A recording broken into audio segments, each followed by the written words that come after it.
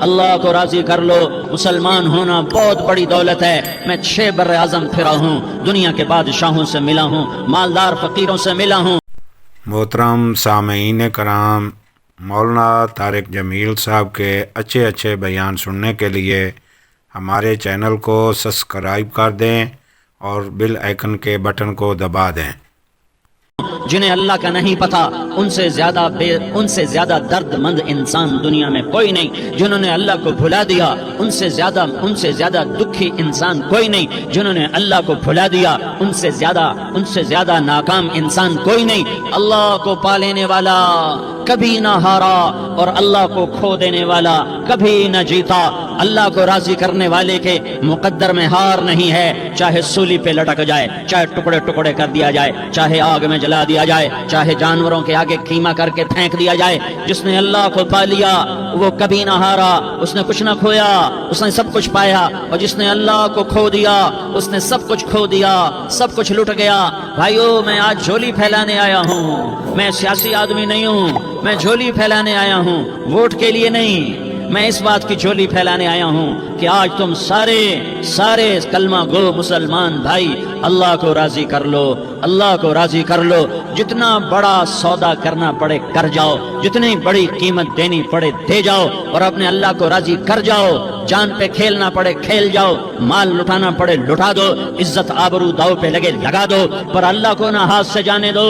اللہ تمہارا ہے تو سب کچھ تمہارا ہے، اللہ تمہارا نہیں تو کچھ بھی تمہارا نہیں ہے۔ فرعون کی باندھی مسلم عورتیں بہت سی موجود ہیں بیان میں، عورتوں کے لیے سنا رہا ہوں، تمہارے لیے بھی سنا رہا ہوں۔ فرعون کی ایک باندھی تھی، مسلمان ہو گئی۔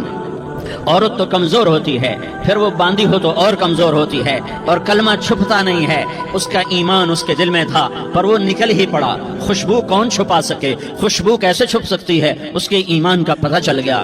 فرعون نے اسے پکڑوایا۔ اس کی 2 بیٹیاں تھیں، ایک دودھ پیتی تھی، ایک انگلی پکڑ کے چلتی تھی۔ اس نے بڑے کڑا میں تیل ڈالا، اس کے نیچے آگ جلائی، تیل کھولنے لگا، اس نے دربار سجایا اور اس کا اپنی باندھی کو بلایا، اس کی 2 بیٹیوں کو بلایا۔ یہ مائیں سن رہی ہیں کہ ماں اولاد کے لیے کیا کچھ کر گزرتی ہے، کیا کچھ کر گزرتی ہے۔ ماں ممتاز سے تاریخ بھری پڑی ہے، اور اللہ نے بھی جو اپنی محبت کو تشبیہ دی ہے کہ میں اپنے بندوں سے محبت کرتا ہوں، تو باپ کی محبت سے تشبیہ نہیں دی۔ اللہ نے کہا میں ماں سے 70 گنا زیادہ پیار کرتا ہوں۔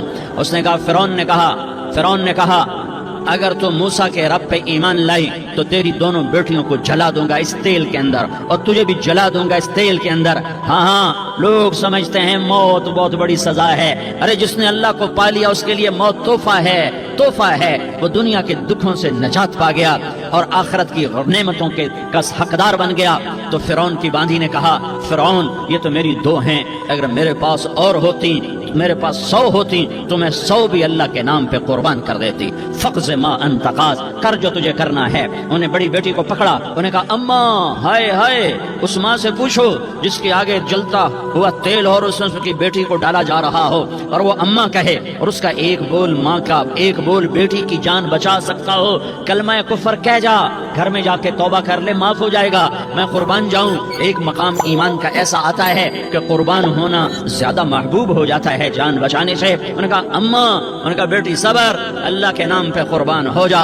ادھر آ ستمگر ہنر آزمائیں تو تیر آزما، ہم جگر آزمائیں اہ نہ کر لبوں کو سی، عشق ہے دل لگی نہیں، سینے پہ تیر کھائے جا، آگے قدم بڑھائے جا، یا تبان حال سے کہہ دے کہ ہاں ستائے جا۔ ہاں عشق کی آگ ایسے ہی بھڑکتی ہے، شمع ایسے ہی فروزاں ہوتی ہیں، یہ کمکمے تو بجھ جاتے ہیں، لیکن یہ ایمان والے جو شمع جلا گئے یہ آج تک روشن ہیں، جن کی روشنی میں چلنے والوں کو راستہ مل رہا ہے۔ انہیں بڑی بچی کو پکڑا، ٹانگوں سے پکڑ کے یوں ڈالا، وہ ہائے کرتی گئی اور وہ چٹک گئی اور وہ جل گئی اور وہ بھن گئی مچھلی کی طرح، تلی گئی مچھلی کی طرح۔ ماں ہے، اس کا کلیجہ پھٹ گیا لیکن آنکھوں سے آنسو کا ایک قطرہ نہیں نکلا۔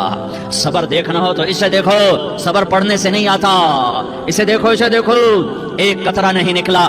تو اس نے کلیجہ پھٹ گیا تو اللہ نے ماں کی آنکھوں سے پردہ ہٹایا اور اس نے دیکھا اپنی بیٹی کی روح کو نکلتے ہوئے. بیٹی کہہ رہی اماں صبر کرو, ابھی جنت میں اکٹھے ہو جائیں گے. پھر انہیں چھوٹی بچی کو پکڑا, دودھ پیتی, جسے پتہ بھی نہیں میرے ساتھ کیا ہونے والا ہے. اس کی تو آہ بھی نہ نکل سکی اور اسے انہوں نے تیل میں ڈال دیا اور وہ جل کے کوئلہ ہو گئی. ماں کی آنکھوں سے پردہ ہٹایا. اللہ نے ماں نے بچی کی روح کو نکلتے دیکھا, کہ اماں صبر صبر, ابھی اکٹھے ہو جائیں گے. پھر جب اس کو پکڑنے لگے تو اس نے کہا فرعون میری ایک خواہش پوری کرو گے؟ کہ کیا؟ کہ جب مجھے بھی جلا دو تو مجھے اور میری بیٹی کی ہڈیاں باہر نہ پھینکنا, ہمیں کٹھے کہیں دفن کر دینا, کٹھے کہیں دبا دینا. فرعون نے کہا ہاں تمہاری یہ خواہش پوری کر دی جائے گی. ہاں دنیا میں اللہ فرعونوں کو مہلت دیتا چلا آیا, لیکن فرعونوں کو مار کے دکھایا. نمرودوں کو مہلت دیتا چلا آیا, پھر نمرودوں کو مار کے دکھایا. قارونوں کو مہلت دی, پھر قارونوں کو مار کے دکھایا. پھر جنت اور جہنم کا نظام بنایا. پھر ایک دن مجھے بھی کھڑا کرے گا اور تمہیں بھی کھڑا کرے گا. پھر ایک طبقہ جنت کا حقدار بنے گا, ایک طبقہ آگ کا حقدار بنے گا.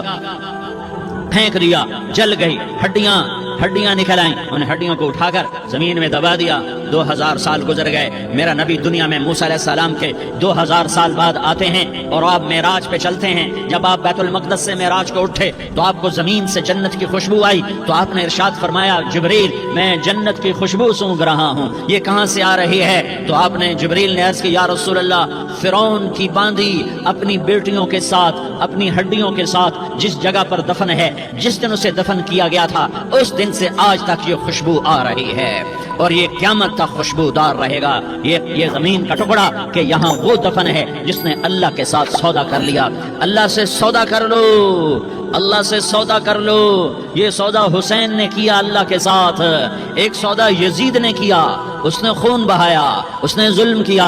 ارے ظالم کبھی ہرا نہیں ہوتا اور مظلوم کبھی خشک نہیں ہوتا. ظالم پہ کبھی بہار نہیں آتی اور مظلوم پہ کبھی خزاں نہیں آتی. اللہ ظالم کو مہلت ضرور دیتا ہے, لیکن ایک دن ہے جب اللہ جنت کو سجائے گا اور جہنم کو بھڑکائے گا اور ترازو کو لٹکائے گا اور پل صراط کو قائم کرے گا اور اپنے عرش کو لائے گا اور خود فرشتوں کو بلائے گا. پھر طارق جمیل کو قبر سے اٹھائے گا, سردار عزیر کو قبر سے اٹھائے گا, زید عمر بکر کو قبر سے اٹھائے گا. پھر مجھ سے سوال کرے گا میں نے تمہیں دنیا میں عزت دی, مال دیا, بتا آج میرے لیے کیا کر کے لایا ہے؟ بولو آج کیا کر کے لائے ہو؟ یا اللہ کی قیامت سے ٹکر لے جاؤ, یا اللہ کی جہنم کو پانی سے بجھا دو, یا اللہ کی جنت کو آگ لگا دو, یا قبر میں جانے سے انکار کر دو, یا موت سے لڑنے کی طاقت دکھا دو, یا یہ طرز زندگی چھوڑو جس نے ہمیں ہلاک کر دیا, اللہ کے سامنے رسوا کر دیا. موت ہے, جنت ہے, جہنم ہے, آخرت ہے, اللہ ہے, رسالت ہے, محمد مصطفیٰ کی ہستی ہے جو تمہارے لیے پس گیا,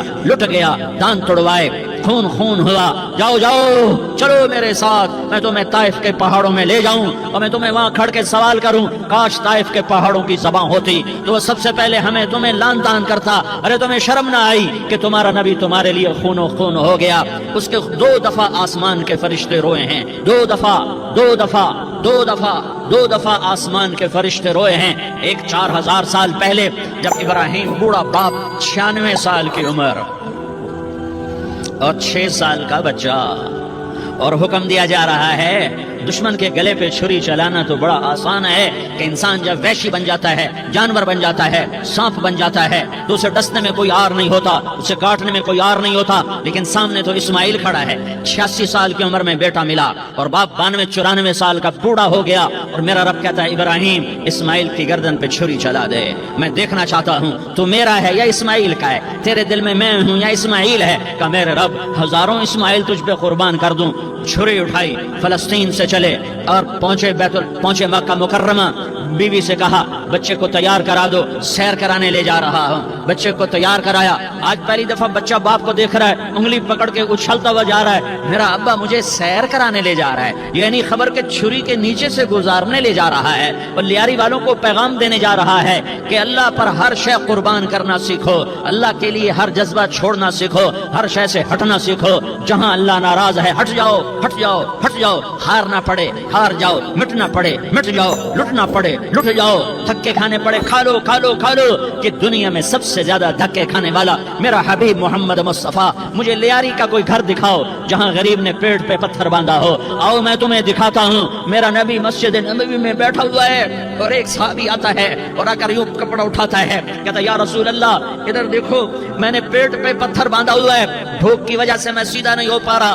दो जहान का सरदार, मकाम में महमूद का मालिक, अर्श फर्श पर जिसके नबूवत के डंके, मोहम्मद जिसका नाम, अहमद जिसका नाम, ताहा जिसका नाम, यासीन जिसका नाम, पेट से पत्थर, पेट से कपड़ा हटाता है और फरमाता है देख मेरा सहाबी, तेरे पेट पर एक पत्थर है, मेरे पेट पे दो पत्थर बंधे हुए हैं, मेरे पेट पर दो पत्थर बंधे हुए हैं। हाँ हाँ, इब्राहिम ने छुरी निकाली, बेटा तेरे ज़बह करने का हुक्म हो चुका है। बेटा कहता अब्बा जल्दी कर, देर क्यों करता है?